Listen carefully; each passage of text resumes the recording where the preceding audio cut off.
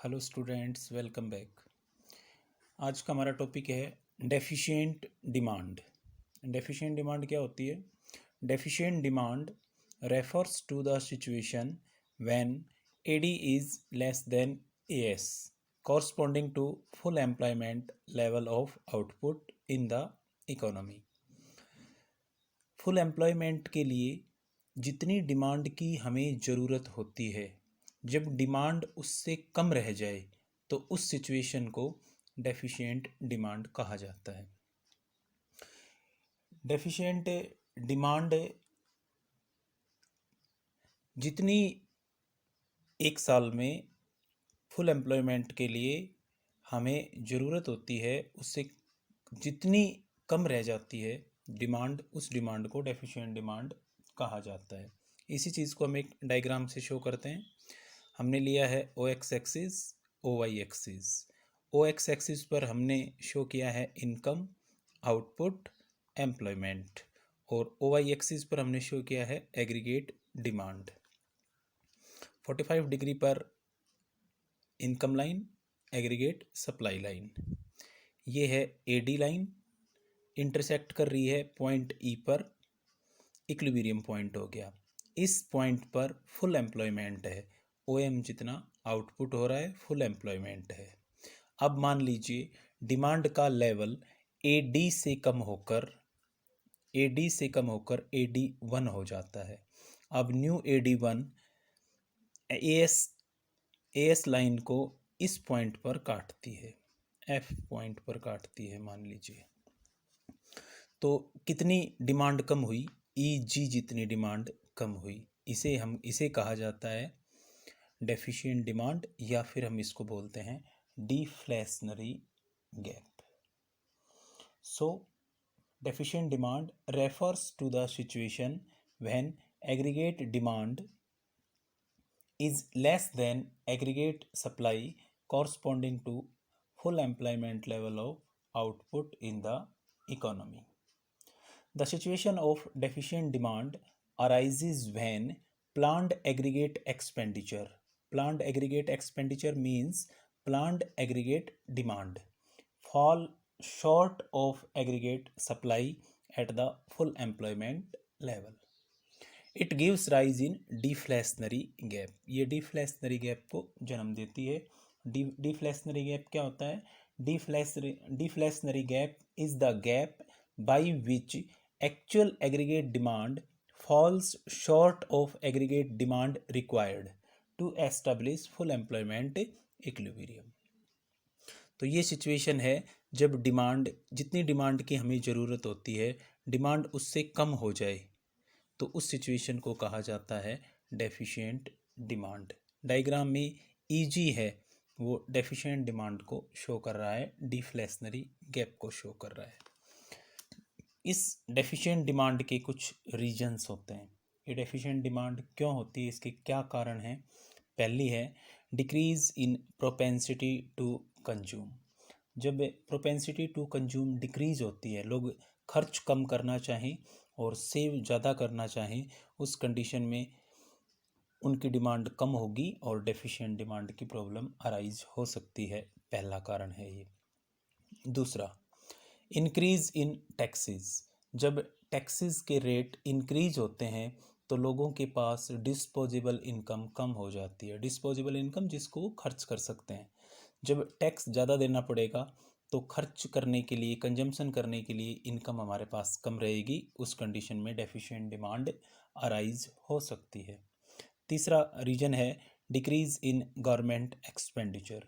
जब government developmental activities को कम कर दे, अपने एक्सपेंडिचर को कम कर दे, तो डिमांड का लेवल घट जाएगा और इससे डेफिशिएंट डिमांड की प्रॉब्लम अराइज हो सकती है। फोर्थ पॉइंट है फॉल इन इन्वेस्टमेंट एक्सपेंडिचर। जब इन्वेस्टमेंट एक्सपेंडिचर कम होता है, जब प्रोड्यूसर्स हैं वो इन्वेस्टमेंट कम करते हैं, तो इससे एग्रीगेट डिमांड का लेवल घट जाता है, जिससे डेफिशिएंट डिमांड की सिचुएशन अराइज हो जाती है। पांचवा पॉइंट है राइज इन इंपोर्ट्स। जब इंपोर्ट्स बढ़ जाते हैं तब भी डेफिशिएंट डिमांड हो सकती है। इंपोर्ट्स कब बढ़ते हैं? when international prices are comparatively less than the domestic prices. जब इंटरनेशनल प्राइसेस हैं वो डोमेस्टिक प्राइसेस से कम हो जाती हैं तो उस कंडीशन में इंपोर्ट्स बढ़ जाते हैं जिससे एग्रीगेट डिमांड का लेवल कम हो जाता है।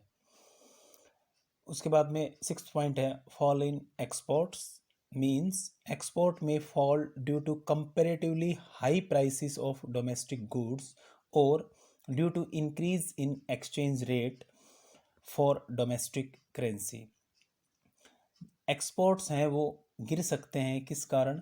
डोमेस्टिक गुड्स की यदि कॉस्ट इंटरनेशनल लेवल से ज़्यादा हो जाए, मतलब हमारी गुड्स की लागत ज़्यादा होगी तो हम उनको ज़्यादा ही प्राइस पर बेच पाएंगे, जिससे एक्सपोर्ट हैं वो गिर जाएंगे, क्योंकि हमारी जब प्राइस ज़्यादा हो जाएंगी गुड्स की तो उनको इंटरनेशनल मार्केट में कोई नहीं खरीदेगा। उस कंडीशन में डिमांड का लेवल गिर जाएगा और डेफिशिएंट डिमांड का कारण बन जाएगा। डेफिशिएंट डिमांड के कुछ प्रभाव भी पड़ते हैं, इम्पैक्ट्स भी हैं। पहला इम्पैक्ट है इफ़ेक्ट ऑन आउटपुट। आउटपुट पर क्या इफ़ेक्ट आता है? जब डेफिशिएंट डिमांड होती है, मतलब जितनी डिमांड को हम एक्सपेक्ट कर रहे हैं, डिमांड उससे कम रह जाती है तो प्रोड्यूसर्स के पास स्टॉक ज़्यादा बच जाएगा। प्रोड्यूसर्स के पास जब स्टॉक ज़्यादा बच जाता है तो वो नेक्स्ट ईयर आउटपुट कम करते हैं, तो आउटपुट का लेवल है वो अब यहाँ इक्विलिब्रियम आएगा। आउटपुट का लेवल OM से कम होकर ON जितना हो जाएगा। दूसरा प्रभाव पड़ता है इफ़ेक्ट ऑन एम्प्लॉयमेंट। एम्प्लॉयमेंट पर क्या प्रभाव पड़ेगा? अगर इक्विलिब्रियम ई पॉइंट पर होता है तो फुल एम्प्लॉयमेंट है, सब लोगों को काम मिल रहा है, लेकिन अगर इक्विलिब्रियम F पॉइंट पर होगा तो उस कंडीशन में कुछ लोग बेरोज़गार रह जाएंगे, NM जितने लोग बेरोज़गार रह जाएंगे। तो एम्प्लॉयमेंट पर इसका इफ़ेक्ट ये आएगा, एम्प्लॉयमेंट रेट है वो कम हो जाएगी। तीसरा प्रभाव है effect on general price level. क्योंकि डेफिशिएंट डिमांड है, डिमांड कम हो रही है, इसलिए प्राइस लेवल है वो गिर जाएगा, तो जनरल प्राइस लेवल है वो उसमें कमी आ जाएगी। ये इसका तीसरा प्रभाव होता है। तो 3 प्रभाव होते हैं डेफिशिएंट डिमांड के। आउटपुट पर इफेक्ट आएगा, आउटपुट कम हो जाएगा, एम्प्लॉयमेंट कम हो जाएगा, जनरल प्राइस लेवल है वो उसका लेवल है वो घट जाएगा। ये 3 इसके इम्पैक्ट्स हो गए। इसके बाद हम करते हैं एक्सेस डिमांड और डेफिशिएंट डिमांड। एक्सेस डिमांड हमने कल पढ़ा था और डेफिशिएंट डिमांड आज पढ़ रहे हैं। एक्सेस डिमांड और डेफिशिएंट डिमांड में क्या डिफरेंस है? Deficient demand, what is the difference between excess demand and deficient demand? पहला डिफरेंस है मीनिंग का।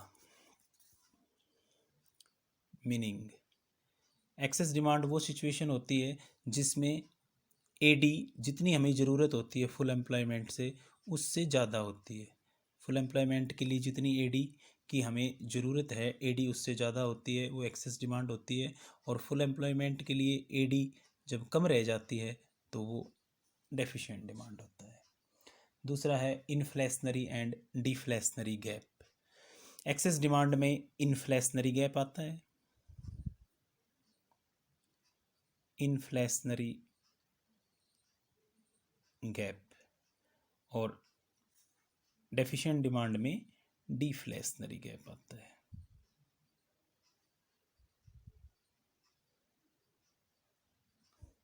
इसके बाद तीसरा है एक्सेस डिमांड है वो कंजम्पशन एक्सपेंडिचर के ज़्यादा होने के कारण होती है।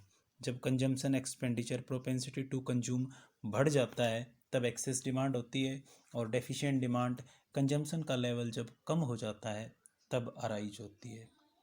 एक्सेस डिमांड का आउटपुट पर कोई इफेक्ट नहीं आता, क्योंकि एक्सेस डिमांड ना आउटपुट को बढ़ाती है ना एम्प्लॉयमेंट को बढ़ाती है, जबकि डेफिशिएंट डिमांड से आउटपुट का लेवल भी कम हो जाता है और एम्प्लॉयमेंट का लेवल भी कम हो जाता है। एक्सेस डिमांड से प्राइसेस बढ़ने लग जाती हैं। प्राइस पर इसका क्या इफेक्ट आता है? प्राइसेस हैं वो बढ़ जाती है, इन्फ्लेशन की सिचुएशन आती है, जबकि डेफिशिएंट डिमांड में प्राइसेस घटती हैं, डिफ्लेशन की सिचुएशन आती है। तो स्टूडेंट ये डेफिशिएंट डिमांड का टॉपिक था, इसको आप पढ़िए। कोई चीज़ समझ में ना आए तो कॉल करके पूछ लीजिए। Thank you.